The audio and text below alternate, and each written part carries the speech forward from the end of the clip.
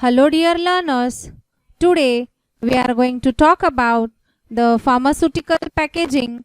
We are starting with the pharmaceutical packaging lecture series. In that we are going to see part 1, that is introduction to packaging material. So in introduction to packaging material we are going to cover few introduction to the packaging material, that what should be the properties of the packaging material, what is actually a process of packaging. Then we are going to cover some desirable features or factors affecting that. In today's video we are going to cover the content in the points. First we will see the introduction, that why packaging is important, and we are going to cover the definition of packaging also in the introduction. Then we are going to brief about various packaging components such as containers, closures, cartons, boxes, etc. What are they? What are their properties, ideal properties we are going to cover, how they should be. Then the selection of packaging material, how the packaging material should be selected, what all factors to be taken into consideration. So all these details we are going to talk about, and in next part we are going to discuss in brief about the types of packaging material. In this today's video we are going to cover the introduction, that what all packaging material types are available. So coming towards the first part, that is what is pharmaceutical packaging. So coming towards the definition of pharmaceutical packaging, the definition says it's an art and science which involves preparing the article for transport. That means whatever see, for in images you can see these are the vials, ampules which are supposed to be handled very delicately, or the blisters packs like alu packs. So all these packaging types, these are protecting our product. So it is an art and science which involves preparing the article. That means this article should be set for transportation problems, or it should be able to withstand the transportation issues. Along with it, it should maintain the shelf life during the storage of that product. Display, it should be it should be good looking, it should be attractive when it comes to the attracting customers, as well as display includes the written information which is there on the cartons. So it should provide very good written information, or written information through which the patient can solve their queries. Along with it, you. So it is an art which talks about displaying the written information along with the packaging, and it should also be able to avoid the, like it involves science, how it studies various factors which affect these packaging, and from these studies this will finalize the material, or this will be able to select the material through this scientific study. And this material should withstand the transportation damage, or it should protect the medication or the dosage form from the till the shelf life of the product. So this was with respect to definition of pharmaceutical packaging. If that package, like see, you people take the academic education like for 2 years, 4 years, 2 years your diploma is there, then 4 years degree course is there. So you learn all the basic things in your academic life, and but the thing is, unless and until you practically practice it, or when you practically apply it on certain platforms, then and then only it goes to completion. So same way the formulation of formulation means different dosage forms are formulated. Till the correct packaging is not there, the product is not acceptable. I'm going to talk about packaging components. Different packaging components are, that means a final package consists of what all steps. Like as you all know, in wholesale agencies, or you will say when we order, we get final boxes, cardboard boxes. Inside that boxes there are separate cartons. Again, that carton can include multiple types of packagings, and then inside that one container is there which is having a proper closure, which is of a particular material only. So we are going to discuss all these parts, starting from the container, its closure, the carton, the outer covering, that is the box, which is made up of either wood or thick cardboard. So to start with, container, as you can see here in the image, you can see the container along with the closure. See, these are the different types of closures. Few closures are with ring, as you can see here. It can be a rubber ring, or it can be different, it can be made up of different materials, say for metal can also be there. So the container and closure with each other only. The container closure completes the container. So the container is something, as you can see here, it is something which holds the product, or it is in intimate contact with the product, you can call. If the closure is not proper, to prevent the evaporation, then loss of water. If the water is lost, if the closure is not proper, then again the dilution, whatever the proper amount of dilution which we have made or which we have formulated, that will not remain, and the drug will go in concentrated form, which will again affect the metabolism, and again affect its efficacy and all factors. It's a long, as you can see here, the carton. Now these are various carton forms, like when it comes to tablet, this is like that. The various shapes are available. When it comes to bottle, these are like slightly vertical, these are horizontal.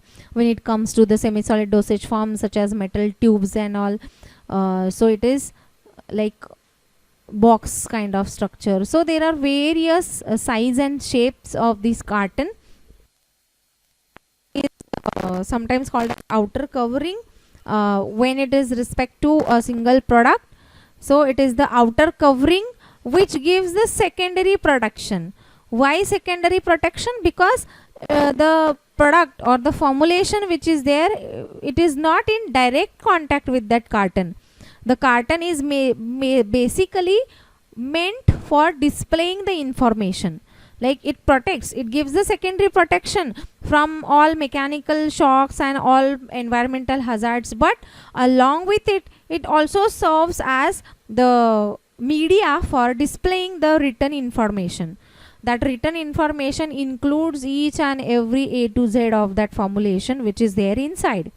So these cartons can be made up of different materials such as molded wood pulp can also be used, cardboard papers are there, expanded polystyrene can also be there, and the final, that is the box. Now this box is again a maximum last covering. It multiplies the product. It is the multiplication of the products which are packed. That means this outer box can contain a number of, or the specific number, say for example 10 ka set, 25 ka set and all.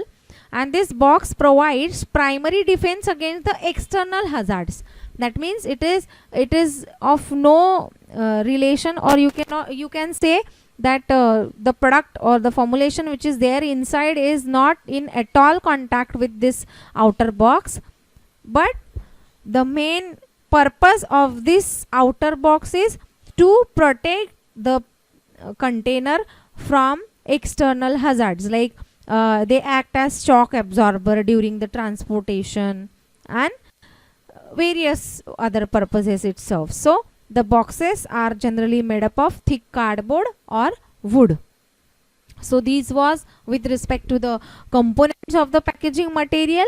Now coming towards the ideal container or package, how that container or package should be. So as you can see here, the first point, that protection from environmental hazard. That means that container which we are, that should have some qualities. Say it should protect the dosage form or the formulation from the environmental hazard. First says light. See, there are some drugs which are light sensitive. For example, NSAIDs are there, antibiotics such as antihistamines, say for example, all these drugs are light sensitive. So when it comes to light sensitivity, the selected container should be such it should provide the protection from light. Now it is very much okay that we are packaging this in various forms, but where this is okay, this outer box will definitely protect, this carton will also definitely protect, but what when it comes to display, or when it is with the consumer for during its shelf life or till its shelf life. So there are certain drugs which are to be intimately protected by the container itself.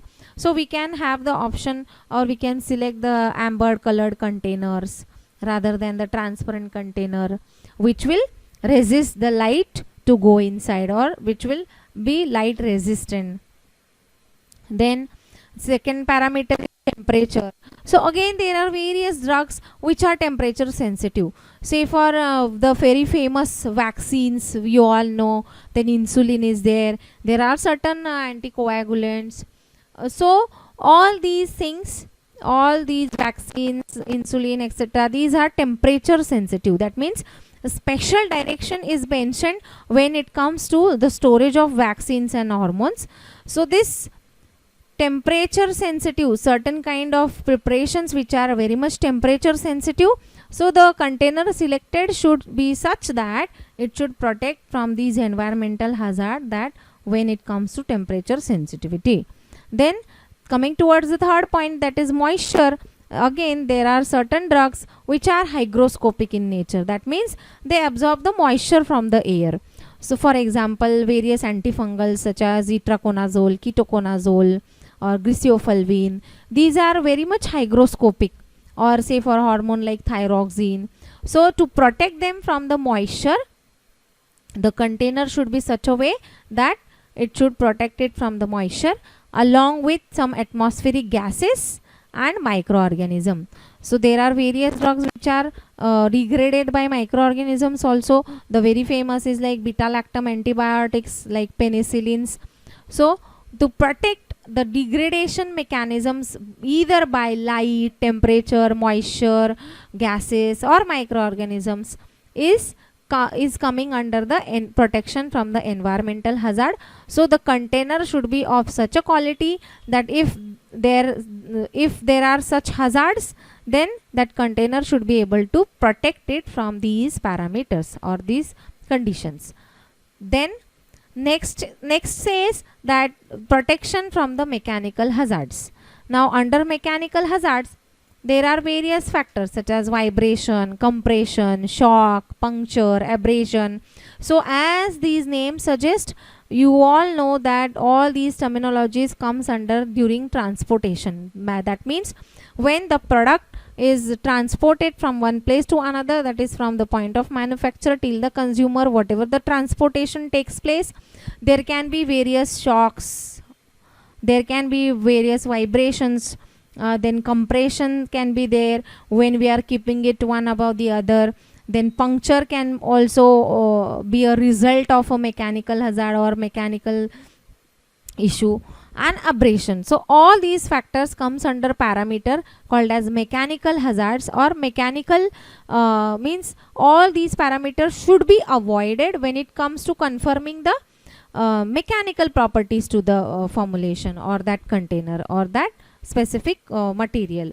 Then it must not add or permit loss to its content. That means either it should not add something from its own side, or it should not permit the loss from it.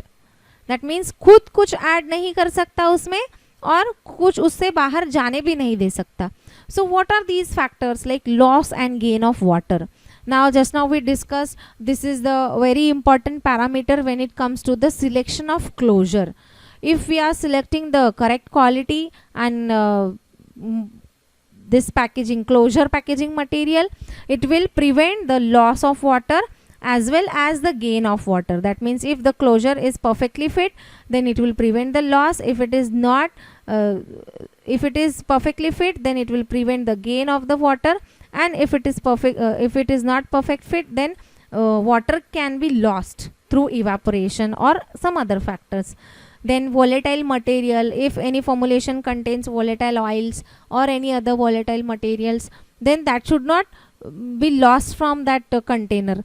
So this factor also should be taken into account, otherwise it may lead to the decrease in dose, and again efficacy can be affected.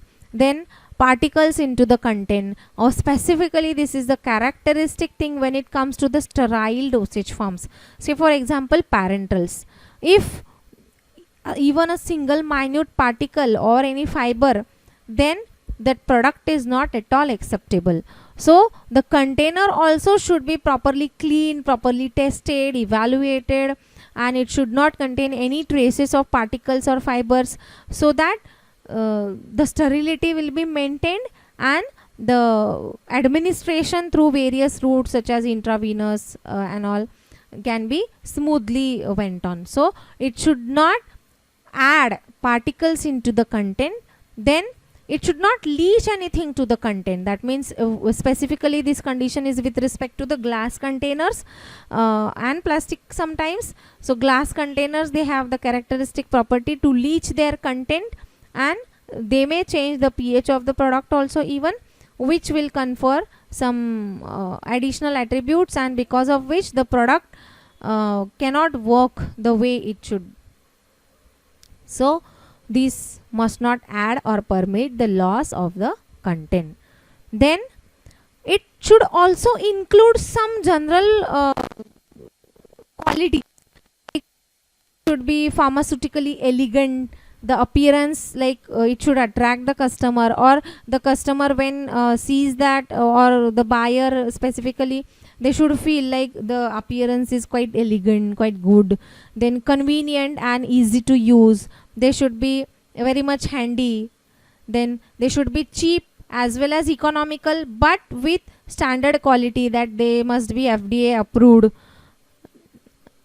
Then they should also have the property that they should not react with the content, whatever the formulation there inside, with that should not react through leaching and all other mechanisms. Or other properties such as easy identification should be there from the container, that what product is there inside, we should be able to identify it easily. Then container khud uska kuch color, it should not impart any other color, taste or odor of that container itself to the preparation. They should also be non-toxic. Closure should also be easy to remove and replace. So all these other accessory properties also should be there in the packaging material. Now coming towards the next point, selection of packaging material.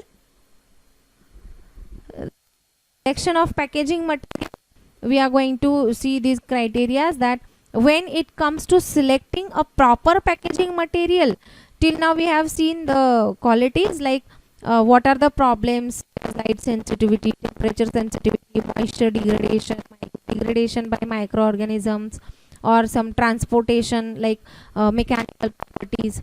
So these containers, closures, the cartons, boxes, all whatever the components are there, so this intimate product contact is there with the container.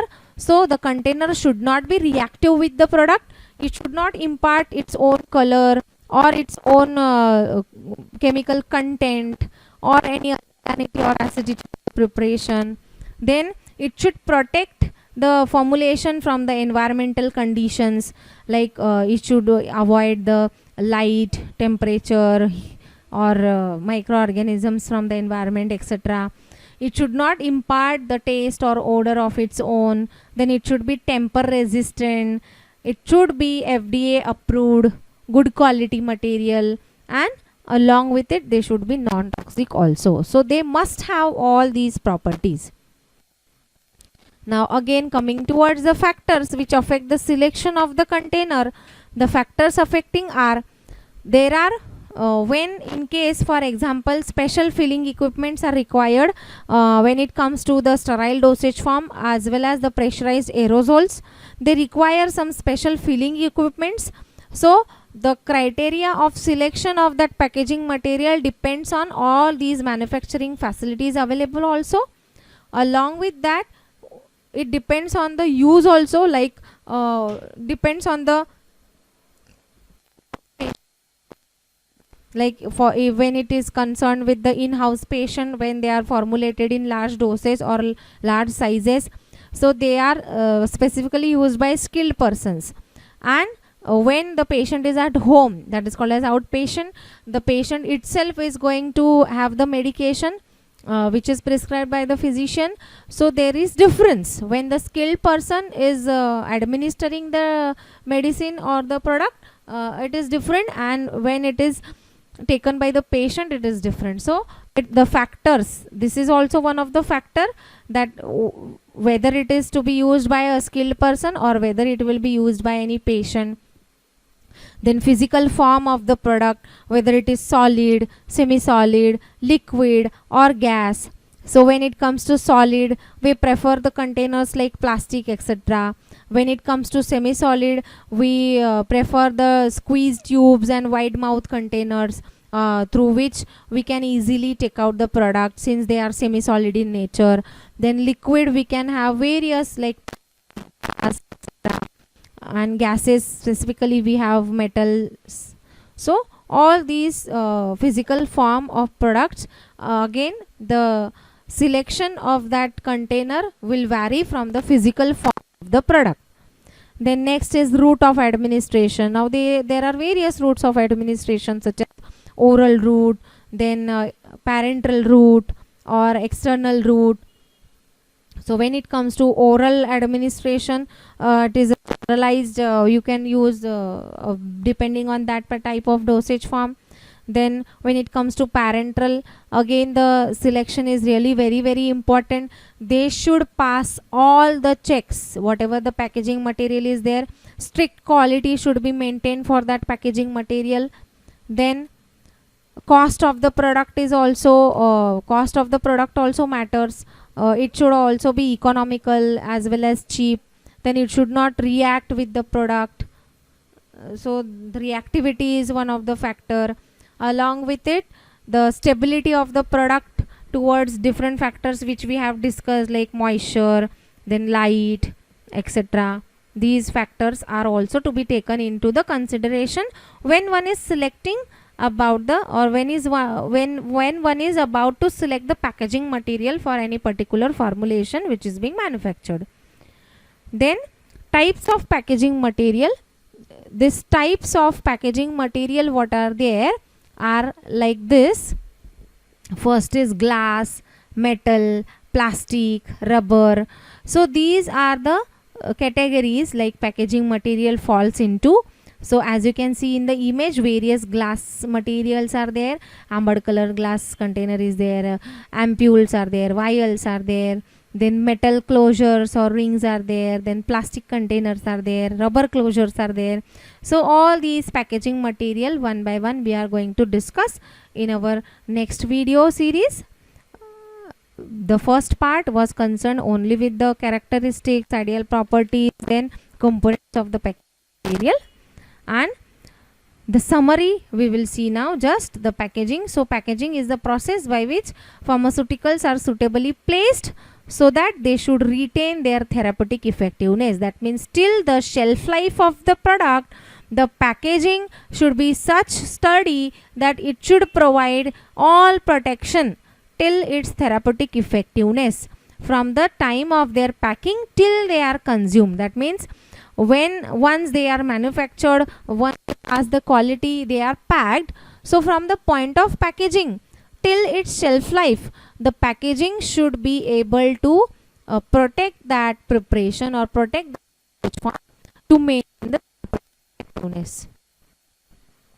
Then our pharmaceutical packaging lecture series, you can visit youtube.com/pharmacyinfoline, and you can also visit other sites such as our site is pharmacyinfoline.com, and you can mail any queries to pharmacyinfoline@gmail.com.